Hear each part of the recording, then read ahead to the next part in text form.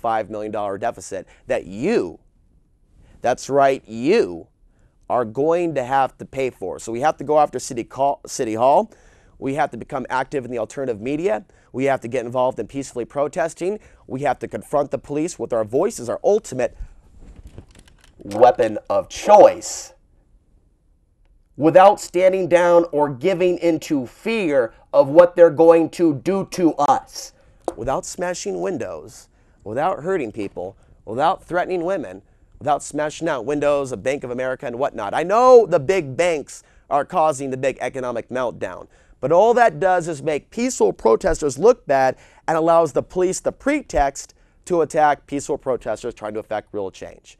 So with that, Bill, let's go ahead and roll track number 2, and I'll go ahead and explain what we're looking at here.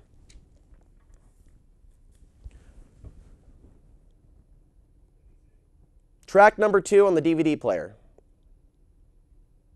Okay, now what you're seeing here are a number of suspicious characters that seem to be operating behind the black bloc. Go to the next track.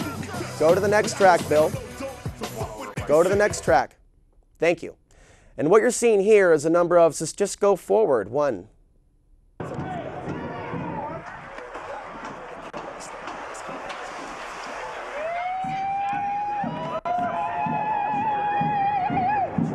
And I was going to give you an example of violent video games that are programming our youth to be killers in the future. That was what that last clip was about, but we don't have time to play that full clip. And it's not completely relevant to this conversation. So these are the men that I'm watching, in particular this gentleman in the back.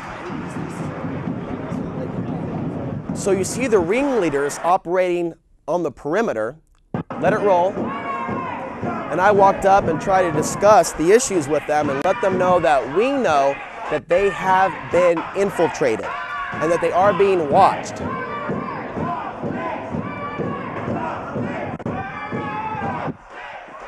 They didn't take too kindly to that, and in fact, they're calling me the Fed, they're calling me the cop, they're calling me the fake, because I choose to effect change in a more peaceful, non-violent way. Keep it going. This is the helicopter overview of downtown Portland on April 8th, 2010, just 3 days ago. The question is, why did the police allow this group to set up their own perimeter with police tape?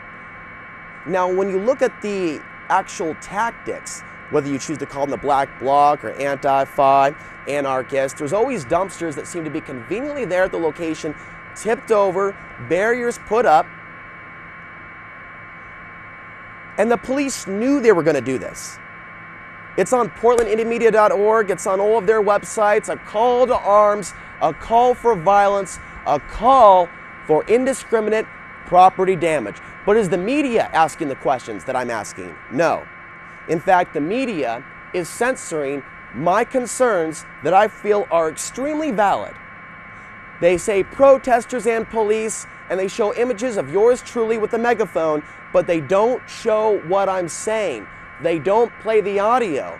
Why they're doing that is beyond me. But go ahead and go to the next track, Bill, because this is a 1-hour show and we're cramming in a lot of info here. This is me confronting the Portland Police Commander on what's going on in the situation.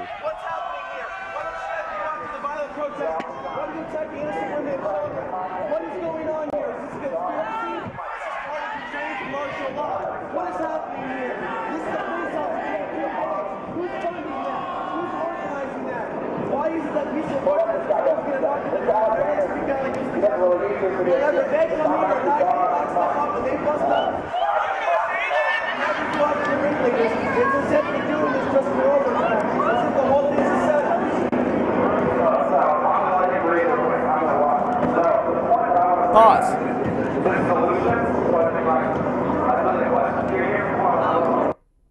Okay, now before Bill, I want you to go ahead. Pause. We're going to go to that in a minute, but give me a sec to go ahead and let them know what they're about to watch.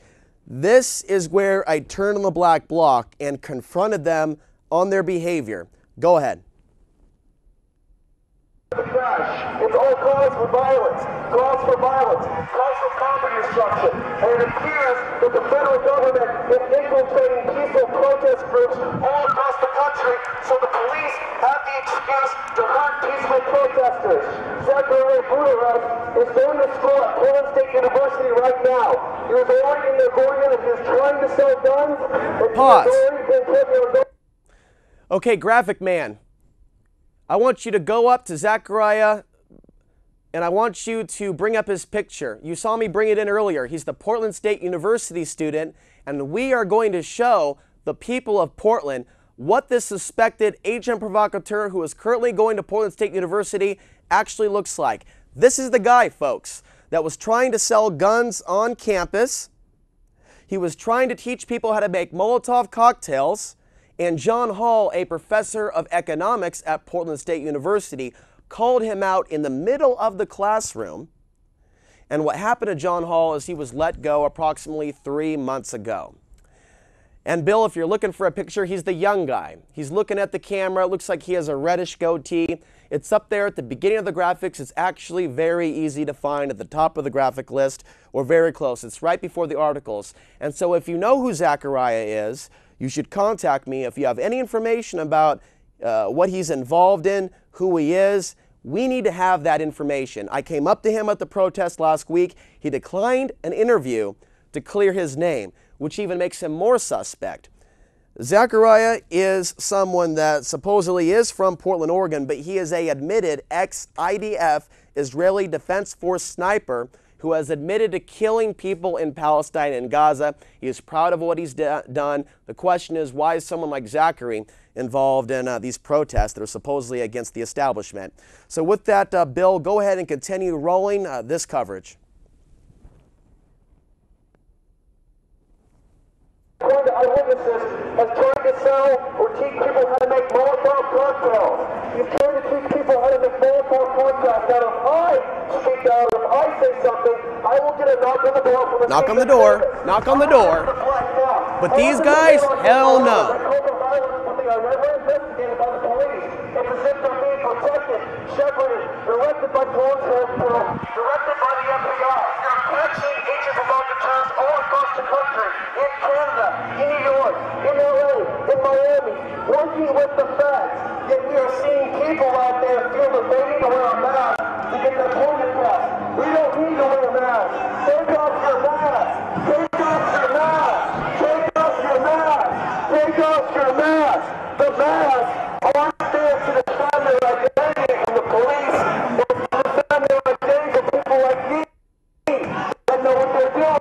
It's your job to listen to what I am saying. Okay, it looks like we've got some issues with the DVD. Bill, go to the next track.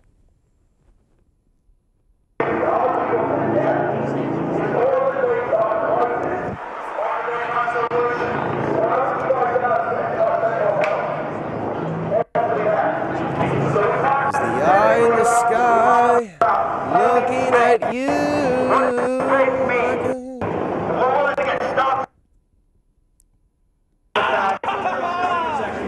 So after I exposed them, they vanished. And it looks like we might have to take the DVD out and rub it on your sleeve. I'm not really sure. But go ahead and do that, Bill, as soon as you can. Do a little clean, and then take it to track 8. And just hit play as soon as you get that done. So eject it, clean off a little bit, put it back in, and move it all the way up to track number 8. But in the meantime, Graphic Man, we have got some articles that we have to go into. So let's bring up number 34. We are going to graphic number 34, and we are going to continue to document the claims being made on the show, because there are very many people out there that think I'm actually making these things up out of my you-know-what. From News Radio 750 KXL, is the city of Portland going broke? That's the question being asked at this time. It's time to curb spending. According to the report, that's the message that the Portland's mayor is sending this morning after looking at the city's budget. Go ahead and go to the next graphic. According to a memo sent to city commissioners Tuesday, Mayor Sam Adams projects a $2 million budget gap if things don't change. Go ahead and go to the next graphic. Adams memo, Police Bureau overspends budget by $5 million. So this is what I was reminding the police about when I was megaphoning them. As a result of what they're doing, because there's no accountability, because Mayor Sam Adams is not doing the job that he was elected to do, the city of Portland is about to go bankrupt. Continue on, folks. Let's go to the next graphic.